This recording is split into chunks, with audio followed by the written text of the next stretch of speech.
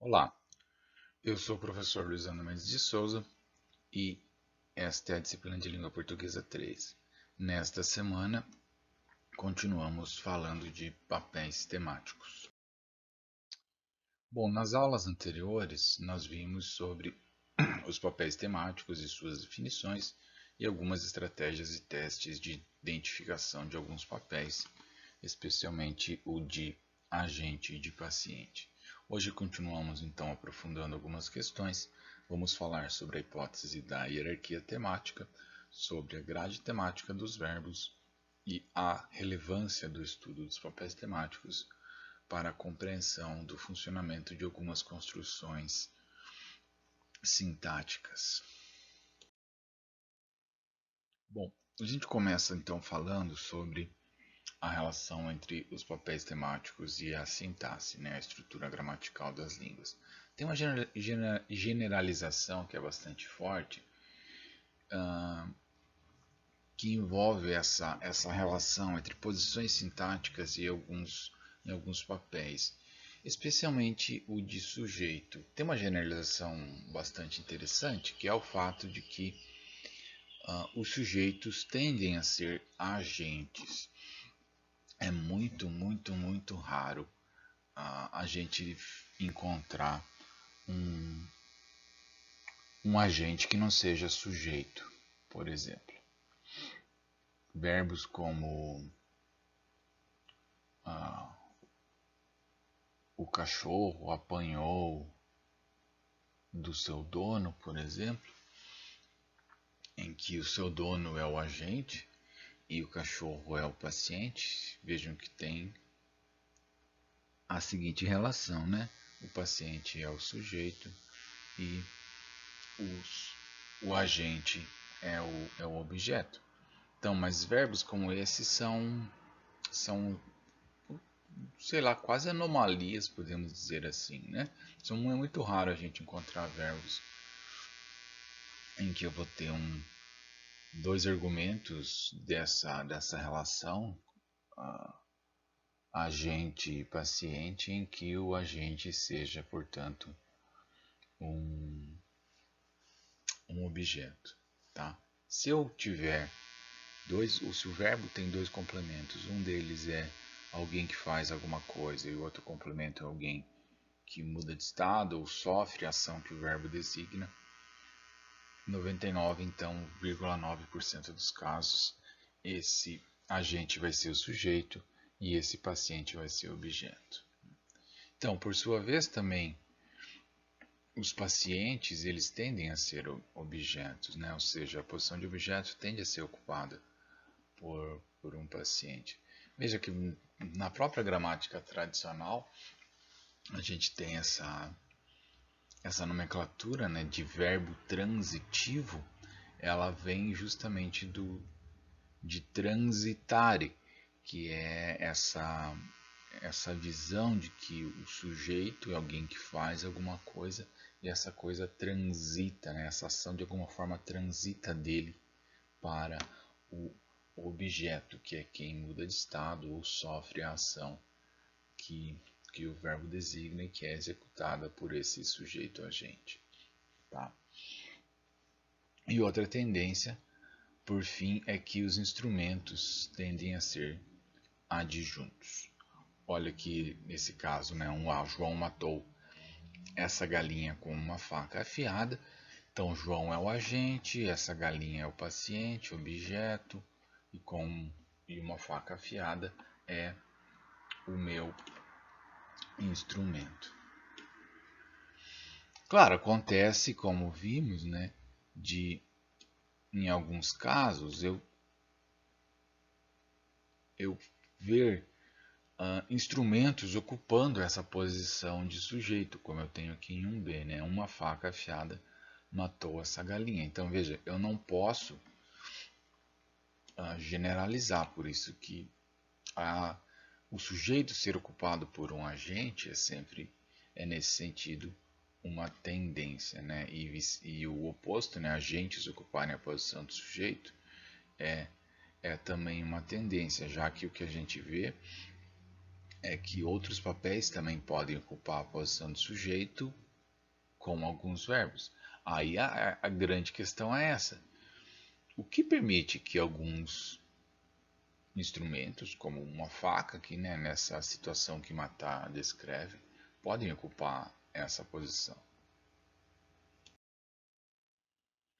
Além disso, tem verbos que permitem que a gente escolha alguns pontos de vista diferentes, né? Veja, eu posso, né, colocar o sujeito paciente em matar, parece que a gente não pode, né? Como em 2A ali, essa galinha matou, é ruim, embora como a gente viu ali, eu possa colocar o, o instrumento, né? Essa faca matou a galinha. Note que para isso, para eu colocar essa perspectiva do paciente ali na posição do sujeito, aí a gente tem outro verbo, que é o morrer, né? Essa galinha morreu, mas veja que esse verbo é específico para essa relação, né, do paciente ter sofrido esse processo da morte. Eu não posso colocar um agente aqui, né? O, sei lá, o fazendeiro morreu a galinha, isso não funciona, nem colocar um instrumento, essa faca morreu a galinha. Então veja, morrer é intransitivo, ou seja, ele pede apenas um complemento e esse complemento tem que ser um paciente. Então veja, o que é interessante, talvez esses verbos intransitivos não sejam tão interessantes, o que é interessante são esses verbos transitivos que permitem que eu construa com eles estruturas transitivas, né, em que eu tenho um sujeito agente, como aqui em 3A, João espatifou o gelo com essa pedra, em que eu tenho obrigatoriamente a expressão do sujeito agente, obrigatoriamente a expressão do objeto paciente e o instrumento como um acréscimo estrutural opcional, né? Então veja, eu poderia ocultar aqui esse elemento instrumental, a pedra, sem nenhum prejuízo. Posso dizer simplesmente João espatifou o gelo. Mas note que com o verbo espatifar, o instrumento também pode aparecer lá na posição do sujeito. Podemos dizer alguma coisa como essa pedra espatifou o gelo. Ou eu posso colocar o paciente também na posição do sujeito, como temos em C, e dizer o gelo espatifou ou o gelo se espatifou. Então veja que espatifar é um verbo que te permite a construção de pelo menos 3 estruturas diferentes. A estrutura transitiva, a estrutura de sujeito instrumental ou a estrutura em que o sujeito é o tema. Bom, então a hipótese da hierarquia temática é essa tendência de que certos papéis ocuparem a posição de sujeito. Veja, se eu tenho apenas, entre o verbo tem vários complementos, né? A tendência então é que o agente ocupe a posição do sujeito.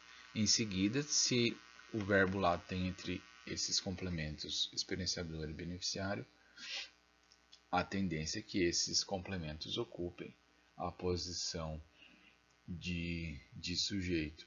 Se entre os argumentos do verbo tenha lá um tema, o paciente, e ele não tem nenhum complemento que seja agente experienciador, o tema vai ocupar então essa posição de sujeito. Então é nesse sentido. Tá? Veja que a gente consegue encontrar em português agentes de todas essas classes. Então aqui em 5A, em 5B, eu tenho sujeito agente. O ladrão roubou a joia, o menino pulou a janela. Então veja que o ladrão faz alguma coisa e o menino também faz alguma coisa. Agora olha para 6, onde temos sujeitos experienciadores. O João ama Maria e João pressentiu o perigo. Então veja que esses sujeitos aqui experienciam algum acontecimento psicológico. Né? Amar é uma percepção psicológica, pressentir o perigo também é uma sensação psicológica. Agora olha em 7, onde vemos um sujeito beneficiário. Maria recebeu o presente é um tema que se desloca para Maria. João ganhou a corrida é algo que a gente pode sentir como também um tema que o João recebe de alguma forma, tá? Mesmo que isso seja algo abstrato, né? Não é um benefício concreto nesse sentido que a corrida passa a estar na posse do João, né? Concretamente. Agora, em 8 temos um sujeito paciente, João morreu, ou o vaso quebrou. Nos exemplos em 9, temos sujeitos que são temas, né? A seta atingiu o alvo, desde que a seta se desloca em direção ao alvo, ou a bola rolou a montanha, vemos também a bola se deslocando na montanha.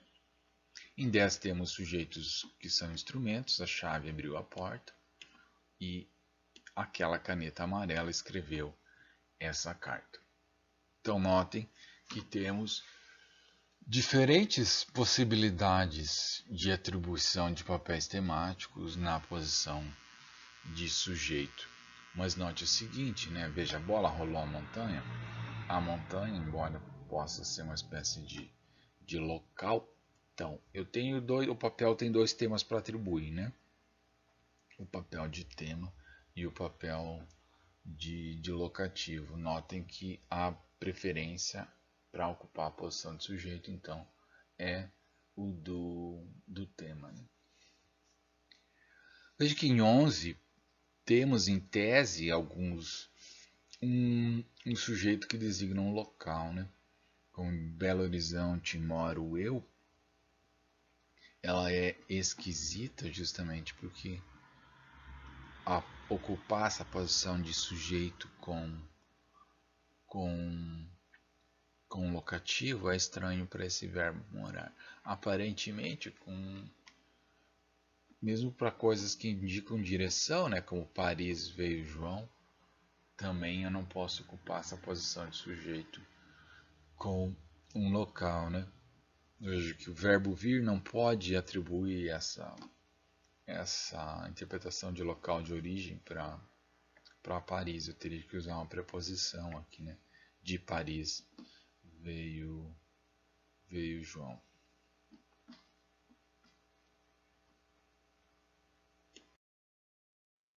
Bom,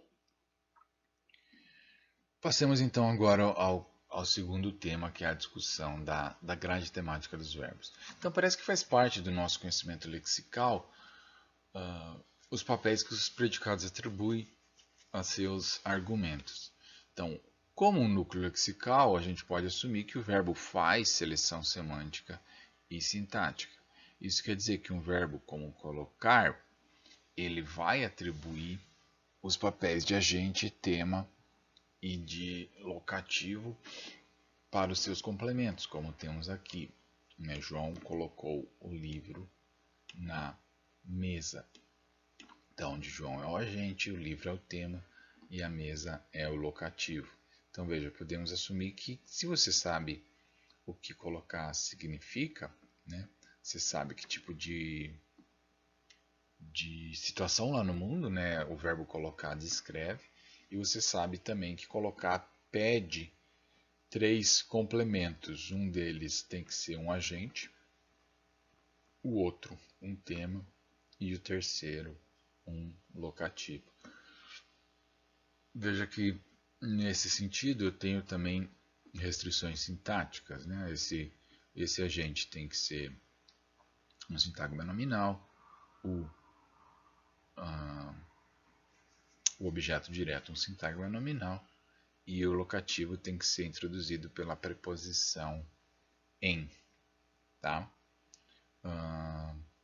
Pode ser outras preposições? Talvez possa, né? O João colocou o livro sobre a mesa, ou o João colocou o livro debaixo da mesa, então você pode pôr outras preposições aqui, desde que sejam preposições que designem algum tipo de lugar, né? Ok? Então veja que isso acaba colocando um pouco da responsabilidade na grade temática no léxico, né? No vocabulário. Então, se você sabe, se você sabe se você domina, né, o conhecimento lexical do verbo, você sabe não apenas, né, em tese, quais são os argumentos desse verbo, quantos complementos ele está pedindo, mas a interpretação que esses elementos vão receber. Tá? Então, esses elementos aos quais o verbo atribui papel temático, a gente chama de argumentos. Os que não recebem papel temático dele são adjuntos. Aqui no caso de 12, a gente pode se perguntar: puxa vida, esse papel temático da mesa enquanto um local, ele é atribuído pelo verbo colocar ou será que seria atribuído pela preposição em? Porque a preposição em, ela estabelece a relação entre alguma situação e algum local, né? Ou entre um indivíduo e um local, né? Então veja que aqui eu tenho a relação entre o verbo colocar e, né, colocar o livro e a mesa. Então eu tenho a relação entre essa situação de colocar o livro e a mesa enquanto um local onde o livro foi depositado. Então a gente pode se perguntar se a interpretação de local da mesa é dada pelo verbo ou pela preposição, já que a preposição faz, né, designa essa relação. Essa questão não é muito simples de responder, porque daí você tem que se perguntar, puxa, a mesa aqui, né, ou esse sintagma como um todo, na mesa, ele é uma exigência do verbo colocar, né, uma exigência sintática, né, como eu falei aqui, o verbo parece exigir um complemento que seja um local, introduzido por uma preposição que designa um local, ou ele é um elemento opcional. Né? Faz o exercício. O João colocou o livro. Meio esquisitinho, não?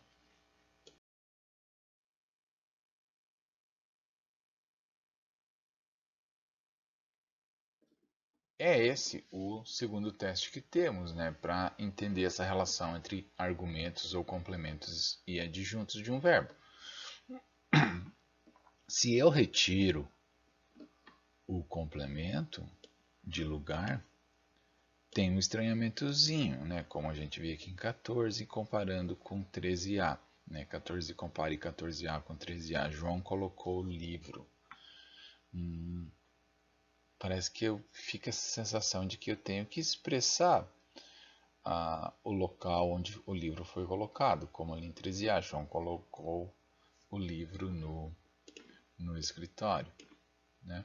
Então, essa sensação de que está me faltando alguma coisa ali é um argumento bastante forte para a gente interpretar que esse complemento de lugar do colocou é de fato um obrigatório, né? E portanto a gente pode entender que esse papel temático está sendo atribuído pelo verbo, embora você também possa se perguntar, como eu falei, puxa vida, mas tem uma preposição que designa lugar aqui, e a minha sensação não é que essa preposição é vazia de significado, porque claramente ela não parece ser, né? Ok?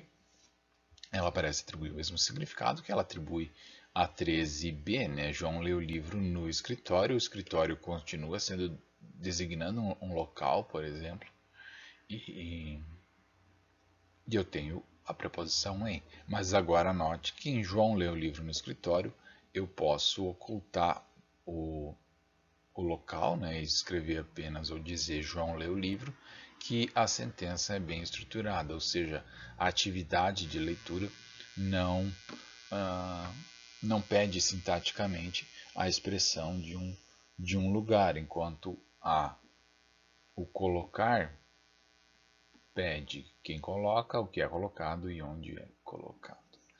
Claro, se pode se perguntar, puxa, né, que é um pouco a reflexão que normalmente a gente faz.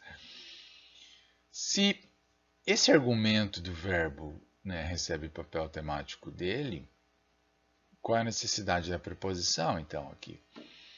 Veja que a preposição, normalmente, ela introduz, preposições vão introduzir coisas como local, tempo, modo, instrumento, companhia, etc. Essas noções. Mas veja que é bastante comum nas línguas de uma maneira geral, né? Que se o verbo tem dois objetos, o segundo normalmente seja introduzido por uma preposição qualquer, né? Que, claro, vai deixar ali expressa essa relação com o verbo. Pensa no verbo dar, por exemplo, né? O verbo dar pede o sujeito agente, que é quem dá, o que é dado, que é o tema, e a entidade que é beneficiada, né? O beneficiário, que normalmente é introduzido pela preposição para, né? Veja que o para também tem como significado lexical a ideia de trajetória ou de fim de trajetória. Então, João deu o livro para Maria, o livro está na posse do João e passa para a posse da Maria, então a Maria pode ser entendida como o fim da trajetória do livro. Ok, mas também nesse caso do verbo dar, a gente pode entender que esse papel de beneficiário é introduzido pelo verbo, embora a gente seja difícil negar que, que a preposição para contribua com algum tipo de significado, né? Essa é me parece ainda que é uma questão não muito bem resolvida, né? Nessas teorias que vão discutir essa questão da grade temática e de como o papel temático desses argumentos obrigatórios são atribuídos pelo verbo exclusivamente, enquanto eu tenho ali na presença de uma preposição lexical como um em ou um para, que parece também contribuir com o significado. Né? Ok? Veja que aqui em 15 eu tenho um exemplo em que eu posso usar o verbo colocar sem nenhum lugar, né? Sem nenhum local expresso. O João colocou o chapéu e saiu. Embora você possa perguntar, bom, a atividade de colocar o chapéu, eu acho que ela já tem ali, né? Implícita algo por conhecimento de mundo, que quando alguém coloca o chapéu, assim, expresso dessa forma, a gente pode assumir que o indivíduo colocou o chapéu na cabeça e saiu, né? Se ele não colocasse o chapéu na cabeça, você poderia pressupor, né, que o indivíduo tenha colocado em outro lugar, né? E aí, portanto, expressaria isso. Sei lá, João colocou o chapéu na sacola e saiu, né? Então, expresso assim, sem nenhuma informação a mais, a gente pode supor, então, que o local onde o chapéu foi posto é na cabeça, né? Que seria a maneira, o local de fosse, por exemplo, onde alguém colocaria um chapéu. Então, veja, embora ele não esteja expresso aqui, né, a cabeça, a gente acaba inferindo por conhecimento de mundo que é onde ele foi posto. Um outro teste que a gente pode usar é essa intuição de que os adjuntos tendem a ter ordem mais livre. Compara aqui a diferença entre 16A e 16B. No escritório, João colocou o livro assim, out of the blue, com uma entonação neutra, é meio estranho, né? Tem um estranhamentozinho com essa, com essa oração aqui, né? Eu queria dizer uma interrogação, mas dizer interrogação e com mouse é muito estranho. Ou eu que sou descoordenado, né? Não sei. Bom, em 16b, ela compara agora, né? Onde no escritório é certamente um adjunto do verbo ler. No escritório, João lê um livro. Opa, agora a ordem é natural, mesmo com uma entonação sem grande curva entonacional, sem foco, sem nada, uma entonação neutra, né? No escritório, João lê o livro. Faz o teste, né? Tenta pronunciar a sentença para ver como você sente ela, né? No escritório, João lê o livro. Ok. No escritório, João colocou o livro. Veja, a minha intuição é a mesma da Márcia Cansado. A minha intuição é que tem alguma coisa algo não natural, né? Aqui em 16a. Essa sentença não está numa ordem aí canônica. Talvez se precisasse de um foco muito forte ali no. ah, mas mesmo assim, no escritório, o João colocou o livro. Parece que esse no escritório não tá dizendo aonde exatamente o João colocou o livro, né? Só está dizendo que a ação de colocar aconteceu lá no escritório, mas você não sabe aonde o livro foi colocado, né? Então, ah, parece que se ele é um complemento e a gente muda esse complemento de lugar, ele fica estranho, né? Ok? Além disso, como eu falei, né, os adjuntos usualmente vão expressar essas ideias de lugar, tempo, modo, etc. Mas a gente sabe que locais também podem ser argumentos, né, como o do verbo morar. Como em 17a, que João mora em Curitiba, ele é o complemento do morar, e se eu tiro esse local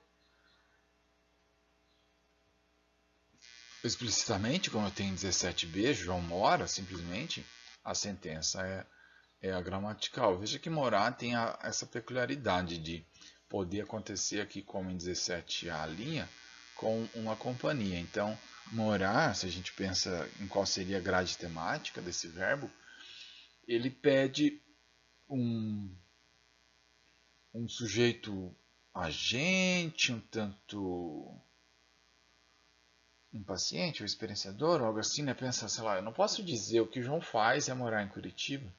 Ah, estranho, né? Então não é exatamente um agente. Então morar tem mais a ver com algum tipo de experiência, né?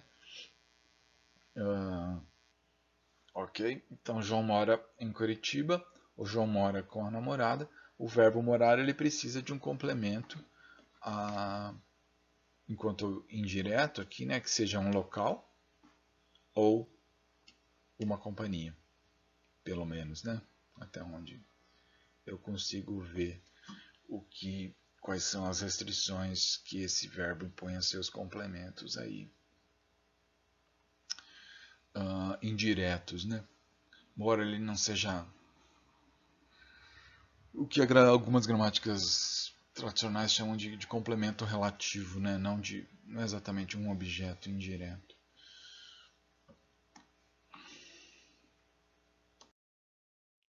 Bom, tem uma questão interessante que é que a gente pode agrupar os verbos em conjuntos que compartilham semelhanças.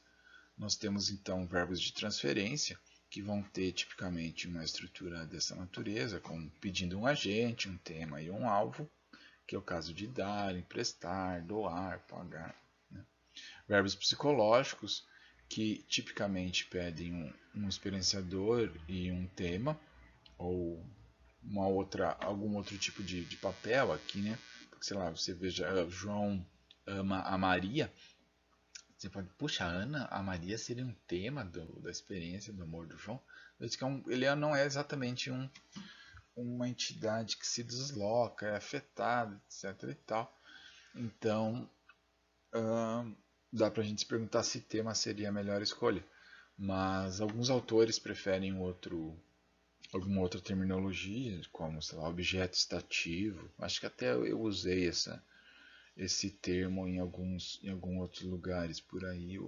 Acho que, se não me engano, a Márcia também, a Márcia Cansado usa esse termo que em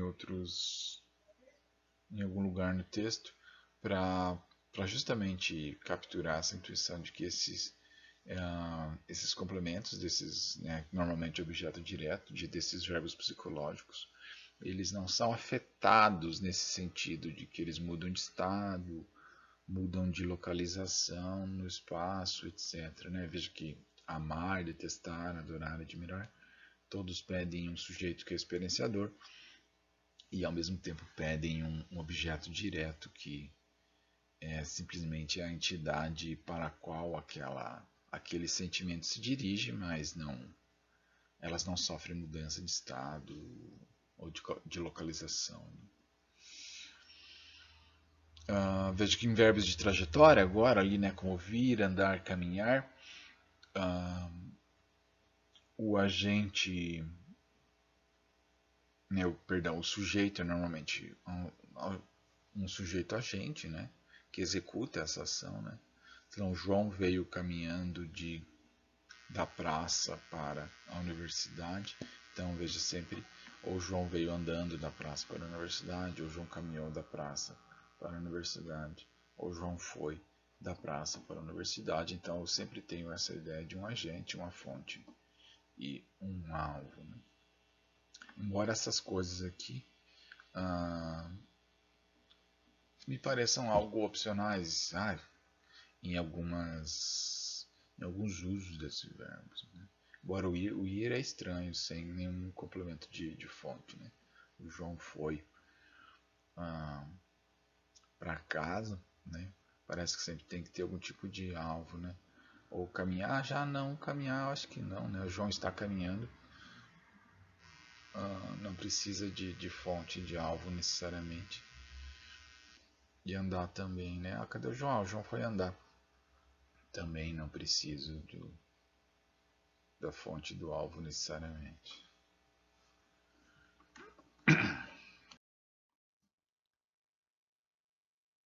A gente também entende que não apenas o verbo pode atribuir papel temático, mas a gente vê que quando eu construo uma nominalização, que é essa operação morfossintática de transformar um verbo em um substantivo, né, como aqui construção, a construção da casa, a partir do verbo construir, a gente criou esse substantivo, a construção, né, com, né, a adição aqui desse morfemação à raiz do verbo construir. O aperfeiçoamento do curso, a partir do verbo aperfeiçoar, mais o sufixo mento, criamos a nominalização ou aperfeiçoamento. Veja que é um substantivo, né? Estou diante de uma categoria que é nominal, por isso ela está precedida por artigo, ela pode receber plural, né? As construções, os aperfeiçoamentos. E a tomada aqui de Constantinopla também, a partir do verbo tomar, mais o sufixo ada, criamos a nominalização. É de se supor que, na medida em que eu transformo um verbo em um substantivo, o comportamento dessa expressão linguística mude sintaticamente. É isso que a gente viu. Agora ele é um substantivo, ele vai se comportar como um substantivo, não mais como um verbo. Mas veja que a interpretação que eu tenho para casa aqui é a mesma, né? Se eu tivesse um verbo, o João menino construiu a casa, e a construção da casa, agora a casa continua sendo interpretado como aquele elemento que foi construído, né? Claro, tem questões sintáticas aqui que você pode se perguntar, puxa, por que agora essa casa aqui, que é um objeto direto lá no verbo construir, agora ela é introduzida por uma preposição, né? Veja que aqui ela é uma preposição essencialmente funcional, ela não tem nenhum significado muito claro, mas ela continua estabelecendo essa ligação. Mas veja que é uma ligação entre dois substantivos, construção e casa. Então, ela tem que estabelecer algum tipo de relação ali de subordinação sintática ou algo nesse sentido. Embora a gente entenda, né, que a casa aqui é um complemento nominal da construção, como o aperfeiçoamento do curso, o curso seria um complemento nominal do aperfeiçoamento. E a interpretação que a gente dá para curso também é uma interpretação idêntica que a gente daria com o verbo, né? Sei lá, o professor aperfeiçoou o curso, então o curso continua tendo uma interpretação de paciente, como a gente continua interpretando Constantinopla como o paciente da tomada, né? E os turcos como o agente, né? Embora aqui ele seja introduzido por uma preposição. Então, a tomada de Constantinopla pelos turcos, Constantinopla e os turcos são complementos nominais da tomada. Ok? Mas veja que esses papéis a gente continua interpretando, né, como paciente e agente, como sendo atribuídos aqui por esse núcleo lexical, né? Embora nominalizado, né? Ou seja, podado aí das suas características como verbo, a interpretação temática continua ali. Porque a nominalização, no fim das contas, ele é um processo de mudança de classe. Pego um verbo e transformo ele num substantivo, e isso faz com que eu possa omitir os complementos sintáticos desse núcleo. Eu posso falar simplesmente a construção, o aperfeiçoamento, a tomada, sem expressar sintaticamente e obrigatoriamente os complementos desse núcleo. Bom, a gente vê que também adjetivos são capazes de atribuir papéis temáticos. Veja aqui no exemplo, orgulhoso de seus filhos. Né? Por exemplo, o pai é orgulhoso de seus filhos, ou o pai está orgulhoso de seus filhos. Então, seus filhos têm a interpretação como objeto de orgulho a partir aqui desse adjetivo, ou contente com seu desempenho. O desempenho também recebe o papel temático a partir desse adjetivo contente, ou temente a Deus, né? Aquilo de que se teme está aqui relacionado com esse adjetivo temente. Tá. Claro, a gente já vem olhando aí ao longo da aula passada e dessa aula que tem uma gama vasta aí de fenômenos interessantes que a gente discute sobre os papéis temáticos e que eu acho que já essa simples discussão deles já mostra, né, para a gente que eles são uma noção interessante e que tem alguma validade teórica, né? Então a gente já viu que por exemplo, a hierarquia temática, essa tendência de que a posição de sujeito seja ocupada por alguns tipos de papéis, né, como o papel de agente, o papel de experienciador, ou o papel de tema ou paciente. A gente vê que essa construção também aqui chamada de ergativa, ou esse processo, né, chamado de ergativização, ele parece ter algumas restrições que têm a ver com os papéis temáticos dos complementos dos verbos que podem acontecer nessa construção. Veja, o processo de ergativização ele é essencialmente a omissão do sujeito, e essa posição pode ser ocupada pelo objeto na medida em que esse objeto é um paciente. Veja que, compara aqui 20a, né? José quebrou um vaso de barro, ou José espatifou um vaso de barro. Se eu quero omitir quem quebrou ou espatifou, eu posso criar uma construção como 21a. Um vaso de barro quebrou ou um vaso de barro espatifou. Veja então que esse verbo quebrar e também o verbo espatifar, ele me permite que eu omita o sujeito agente e alce para a posição, né, de sujeito o que seria antes o paciente lá na construção transitiva, aí na construção intransitiva com sujeito paciente, que é a construção ergativa, eu tenho essa posição ocupada por um paciente, né? Um vaso de barro quebrou, eu interpreto então esse vaso de barro como o paciente. Veja que isso não pode acontecer não é todo verbo transitivo que me permite que eu faça isso. Compara aqui agora com 20b. José possui um vaso de barro, ou José ou José adora um vaso de barro.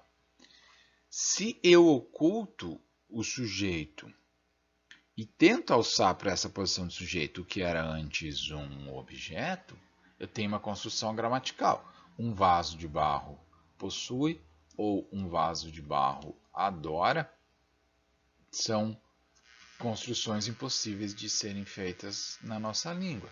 Então, opa, qual é a diferença então entre 20A e 20B? Ou qual é a diferença entre os verbos quebrar e possuir, ou espatifar e adorar, que os primeiros me permitem construir fazer essa construção ergativa, né, ou a ergativização, e os casos em B ali não me permitem. Opa, a gente percebe que tem alguma coisa a ver com o fato de que em quebrar e espatifar, no uso transitivo, o vaso de barro ele é um paciente. Né? Veja que na situação de possuir e adorar, um vaso de barro ele não é um paciente. Né? Ele parece ser mais um objeto estativo ou um tema.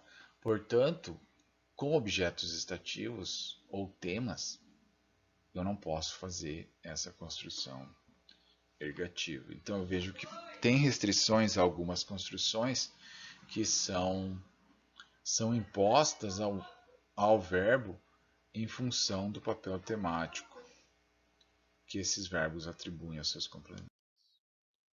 Outro tipo de construção interessante em que a gente vê algo parecido são as construções passivas. Veja que o diabo possui o homem totalmente, permite que eu construa uma oração passiva a partir desse verbo. Né? O homem foi possuído pelo diabo. Então a ação de possuir aqui parece que o diabo é um agente dela. Né? Como aqui em 23a João recebeu uma herança, a herança foi recebida por João. Então João tem toda a cara de ser um agente, né? Com algum tipo de controle sobre isso. Faz o teste aí do agente, né? O que o João fez foi receber a herança. O que o diabo fez foi possuir o homem totalmente. Então, a gente percebe que em 22a e em 23a, o sujeito é um agente. Note que no caso da passiva, o que a gente faz é alçar o sujeito, o objeto paciente, né, para a posição de sujeito, ok? Que é o que acontece aqui. Mas veja, eu não tenho apenas o alçamento do objeto paciente para a posição de sujeito, mas eu também tenho uma mudança aqui na estrutura do verbo, né? Que aí é o verbo ir mais um auxiliar nessa forma do particípio, né? O ir no verbo passado mais o particípio do verbo. E isso me permite que o agente possa ser omitido, mas se ele for expresso, ele tem que ser expresso por uma preposição, como a preposição por. Tá? Então essa é basicamente a característica das orações passivas no português. Veja, eu não tenho, como repetindo, eu não tenho apenas o alçamento do sujeito, do objeto paciente à posição do sujeito. Eu tenho uma mudança na estrutura do verbo que me permite que eu omita, né, o agente. Que se for do desejo do falante de expressar esse agente, ele vai ter que ser introduzido por uma preposição como por. Então veja que se eu tenho algum tipo de sujeito que não controla, não é um agente, mesmo que seja um agente, eu acho que mesmo que ele possa ter uma interpretação de agente em alguma medida, se ele não tem controle sobre essa ação que o verbo designa, a passivização é impossível. Olha ali o exemplo 24. O fazendeiro possui 100 alqueires de terra. Veja que é uma construção transitiva. Né? O verbo possuir pede um sujeito e um objeto. Mas eu não posso fazer a passiva justamente porque na situação de possuir, o fazendeiro não é um agente, né, dessa situação. Então, portanto, 24b, 100 alqueires de terra são possuídos pelo fazendeiro. Eu tenho eu tenho uma construção gramatical, né? Sem contar também que você pode pensar, puxa vida, esses sem-alqueires de terra, eles não são pacientes nesse sentido também, típico de um paciente que é aquele que muda de estado. Ou compara outro exemplo aqui, João recebeu um tapa. Veja, o que você pensa, o que é a ação de receber um tapa? Como se o tapa fosse um tipo de tema, né, que se desloca e vai em direção a João. Mas o receber, como a gente já viu ali, né, o receber pode ser passivizado. Né? A herança foi recebida pelo João. Mas por que aqui não dá para passivizar? Um tapa foi recebido por João. É muito estranho. Talvez aí, sei lá, fazendo uma ginástica para criar um contexto muito específico, a gente possa tornar essa passiva interpretável, né? Mas tem alguma coisa esquisita nela. Porque o receber, nessa situação de receber um tapa, né? O João não tem controle sobre isso, né? Veja que se a gente faz o teste do agente, o que o João fez foi receber um tapa. Como assim, né? O que o João fez foi receber um tapa. É estranho, né? E esse tapa também não pode ser um paciente. Do tipo, o que aconteceu com o tapa foi que o João o recebeu.